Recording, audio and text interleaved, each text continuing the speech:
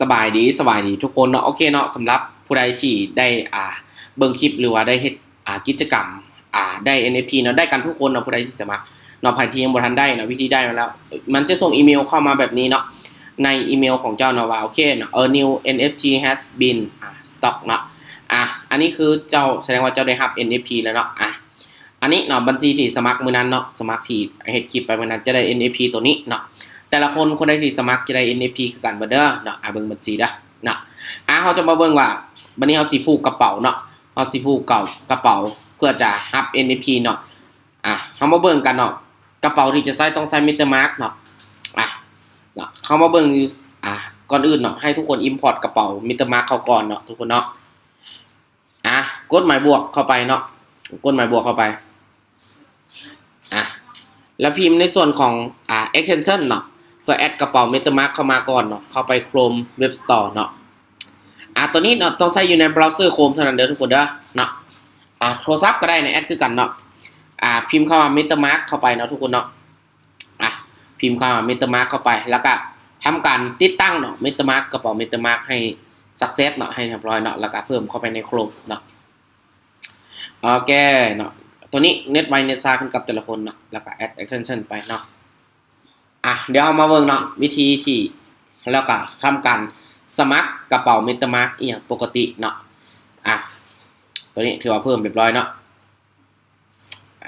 เอาคอนเนคกระเป๋า MetaMask เรียบร้อยละนะสำหรับผู้ใดเนาะที่ยังบ่ทันได้รับ Adopt เนาะ NFT มันก็ยังแจกอยู่เนาะสามารถเข้าลิงก์กล้องคลิปนี้เด้อทุกคนเด้อนำแปะลิงก์ไว้ให้เนาะแล้วก็เข้าไปในส่วนของ Get Start เนาะทำการสมัครกระเป๋า MetaMask เนาะแล้วก็เลือก Agree เนาะแล้วก็เลือก Create Wallet เนาะให้สร้างใหม่เลยเด้อกระเป๋าเนาะใครที่มี MetaMask อยู่แล้วก็ให้สร้างใหม่เลยเนาะแล้วก็สร้างพาสเวิร์ดเนาะพาสเวิร์ดจักหลักก็ได้เนี่ยแล้วก็ให้โจทย์ไว้พาสเวิร์ดเนาะลืมแล้วก็แล้วได้เนาะโอเคสร้างพาสเวิร์ดเนาะแล้วก็ Confirm Password ใน2บล็อกนี้ยังให้ Success เนาะห้ามลืมได้เนาะพาสเวิร์ดตัวนี้ลืมแล้วก็ NFT มาก็เข้าบ่ได้เด้เนาะได้ NFT มาก็ขายบ่ได้เด้เนาะแล้วก็ I have เนาะยอมรับเงื่อนไขแล้วก็สร้างเลยเนาะ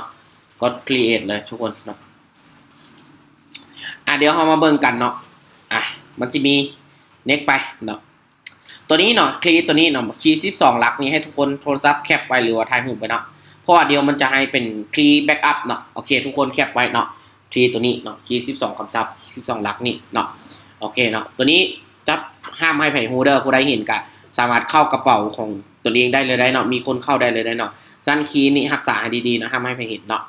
โอเคหลังจากเขาถ่ายไปเมื่อกี้ไว้แล้วแคปไปเมื่อกี้เนาะก็เรียงคำศัพท์เนาะคำศัพท์ในส่วนของ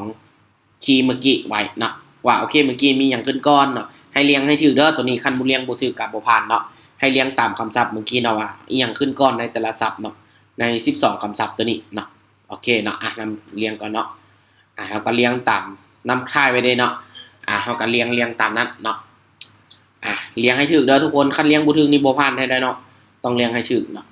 ตึกตามคำศัพท์เมื่อกี้เลยเนาะคีย์12คีย์นี่เก็บรักษาไว้ให้ดีเนาะแล้วก็จดไว้ก็ดีเนาะภายท้ายไปห้ามให้คนอื่นฮู้เนาะถ้าหากสมมุตินำฮู้คีย์12หลักในของทุกคนนำกับเข้ากระเป๋าของทุกคนได้เนาะซันคีย์12คีย์นี้ถือว่าเป็นความลับเนาะห้ามให้ไผฮู้แล้วก็เวลาเขาจะไปลงใส่เครื่องไม้หรือใส่โทรศัพท์ก็ต้องจื้อ12คีย์นี้เอาไปเรียงให้มันถูกต้องเนาะนำเรียงสำเร็จแล้วก็กดคอนเฟิร์มเนาะทุกคนเนาะอันนี้คือ12คีย์เนาะที่นำเรียงตามคำศัพท์เมื่อกี้แล้วก็ไปกดคอนเฟิร์มไปเนาะเบิ่งกันเด้อกดไปแล้วก็ออดอนเนาะอันนี้ถือว่าสำเร็จการสร้างกระเป๋า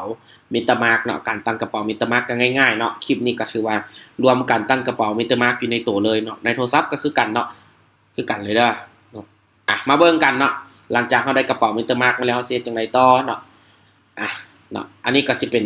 บัญชีเนาะนะเชนเนาะอย่างต่างๆเนาะเอามาเบิ่งเนาะเฮามาผูกบัดนี้ผูกเข้ากับในส่วนของ NFT เนาะเฮาผูก NFT เข้าไป3ขีดเนาะเข้าไป wallet 3ขีดเข้าไป My Account เนาะแล้วสังเกตเห็นตัวหนังสือสีแดงๆเนาะถ้าหากบัญชีหรือว่าของผู้ใดยังบ่ทันได้ผูกเนาะมันจะเป็นสีแดงๆแบบนี้ให้เนาะ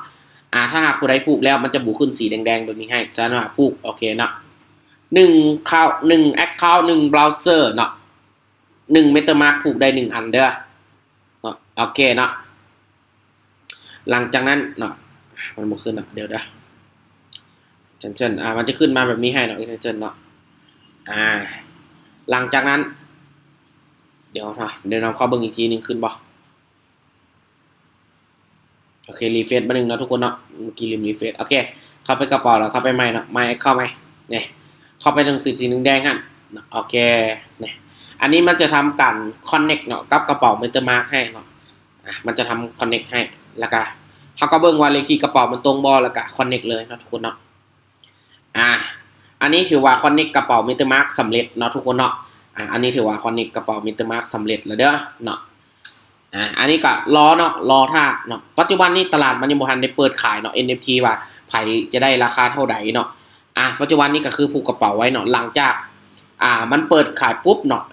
NFT ทุกโตเนาะที่ทุกคนได้มันจะโอนเข้าไปในกระเป๋า MetaMask ของทุกคนเลยเด้อเนาะแล้วหอนมื้อนั้นทุกคนจะเห็นราคาของมันอยู่ในเว็บนี้เลยเนาะเว็บมันจะมีราคาเนาะ อันนี้คือ NFT ที่มันแจกเนาะใครที่ยังบ่ทันได้รับก็มันจะแจกนี่เห็นบ่เวลานับถอยหลังมันก็จะแจกเรื่อยๆเนาะใน1อาทิตย์เนาะ